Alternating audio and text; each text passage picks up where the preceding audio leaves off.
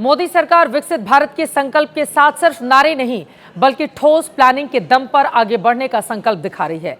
साल 2047 जब आजादी के 100 साल पूरे होंगे, सरकार की नजर उसी लक्ष्य पर टिकी है। 150 करोड़ भारतीयों के सपनों को उड़ान देने के लिए नीतियां गढ़ी जा रही हैं, फैसले लिए जा रहे हैं और भविष्य के भारत की नींव रखी जा रही है।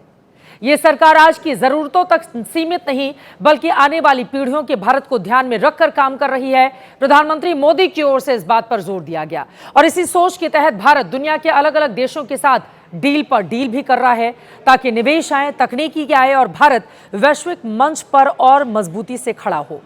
कुल मिलाकर पीएम मोदी ने तस्वीर साफ की कि 2047 का विकसित भारत यूं ही नहीं बनेगा, उसे आज के फैसलों से गढ़ा जा रहा है। सपने सिर्फ देखने नहीं है बल्कि उसे पूरा भी किया जाएगा। आपको याद होगा अभी पिछले हफ्ते ही भारत और यूरोपीय यूनियन के बीच डील हुई है जिसे भारत की बहुत बड़ी कामयाबी के तौर पर दुनिया देख रही है। इस डील के बाद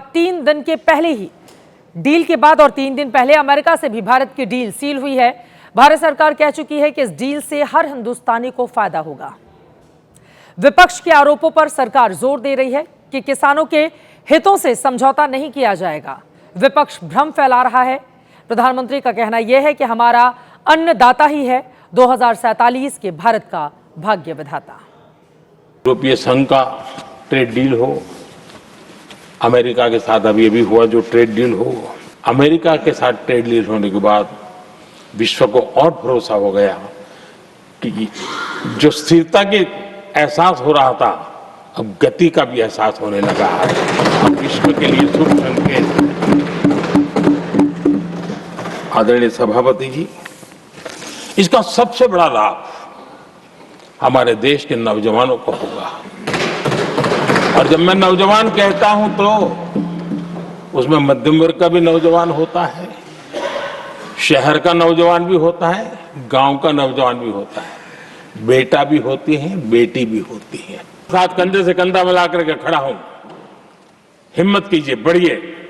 देश आपके साथ खड़ा है और दुनिया आपका स्वागत करने के लिए इंतजार कर रही है। राष्ट्रपति के अभिभाषण पर राज्यसभा में प्रधानमंत्री ने धन्यवाद प्रस्ताव पर अपनी बात रख दी है, लेकिन जो लोकसभा में हुआ वो इतिहास के काले अक्षरों में याद किया जाएगा। पीएम के भाषण से पहले की हाइलाइट्स क्या रही वो भी देश को जरूर जानना चाहिए। बिना पीएम के भाषण दिए लोकसभा से धन्यवाद प्रस्ताव पास हो गया। साल 2004 के बाद 22 साल में ऐसा पहली बार हुआ है। बीजेपी का दावा है कि कल पीएम पर सदन में हमला हो सकता था। हंगामे की वजह से लोकसभा की कार्यवाही आज भी नहीं चल पाई। राज्यसभा में राहुल गांधी को अबोध बालक बताने पर विवाद आज गहरा गया। जेपी नड्डा की ओर से इन शब्दों का इस्तेमाल किया गया।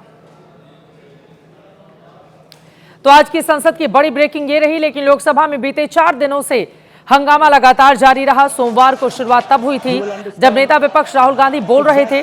उनके भाषण पर सत्तापक्ष ने सवाल उठाए और वहीं से इस बजट सत्र के संसद संग्राम की शुरुआत हो गई। फिर मंगलवार को कागज कांड हुआ। स्पीकर की चेयर की ओर कागज फाड़कर फेंके गए। 8 सांसद निलंबित हुए।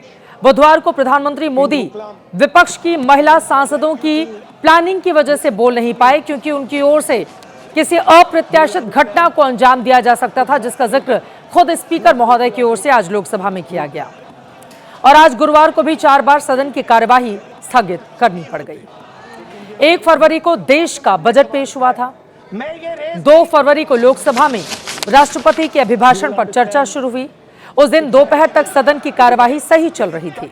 राहुल गांधी ने चीन के टैंकों का टॉपिक उठाया तो हंगामा शुरू हो गया। और फिर आज 3 दिन हो चुके हैं, लोकसभा की कार्यवाही चल नहीं पा रही। लगातार वहां पर हंगामा हो रहा है। 3 फरवरी को लोकसभा 36 मिनट चली थी, कागज फेंके गए। 4 फरवरी को 30 मिनट चली, किताब पर बवाल रहा। 5 फरवरी को प्रधानमंत्री भाषण तक नहीं दे पाई, यह हाल रहा। दिन भर महज 12 मिनट ही कार्यवाही चल पाई। देखिए।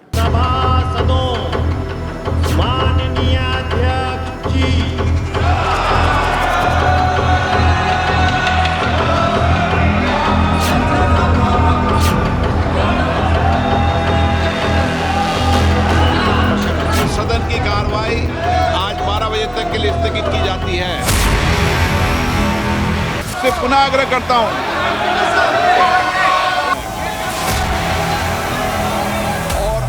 मैं सदन की कार्रवाई आज 2 बजे तक के लिए स्थगित करता हूं।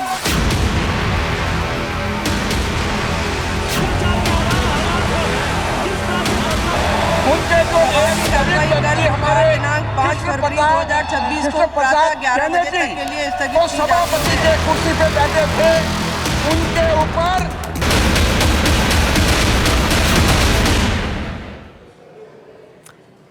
सदन में क्या हाल रहा आपने देख लिया। आज जो 12 मिनट कार्यवाही चल पाई उसमें भी ज्यादातर समय स्पीकर ओम बिरला ने अपनी बात कही। 11 बजे जब सदन की कार्रवाई शुरू हुई तब महज 1 मिनट ही चली थी। फिर 12 बजे जब दोबारा शुरू हुई 5 मिनट चली। 2 बजे तीसरी बार कार्रवाई शुरू हुई, 2 मिनट में स्थगित करना पड़ा। चौथी बार 3 बजे शुरू हुई, 4 मिनट में स्पीकर ने कल तक के लिए सदन स्थगित करने की घोषणा कर दी, क्योंकि हालात ऐसे नहीं थे कि वहां पर कामकाज सुचारू तरीके से आगे बढ़ पाता। अब सवाल यह है कि जिन सांसदों को आपने चुनकर भेजा है अपनी बात रखने के लिए, समस्याओं के समाधान के लिए, देश के विकास के लिए, भविष्य तय करने के लिए, वो आखिर सिर्फ नारों में ही क्यों उलझे हुए हैं? क्यों नारों के शोर में देश का भविष्य दबाया जा रहा है? देश ये सवाल पूछ रहा है।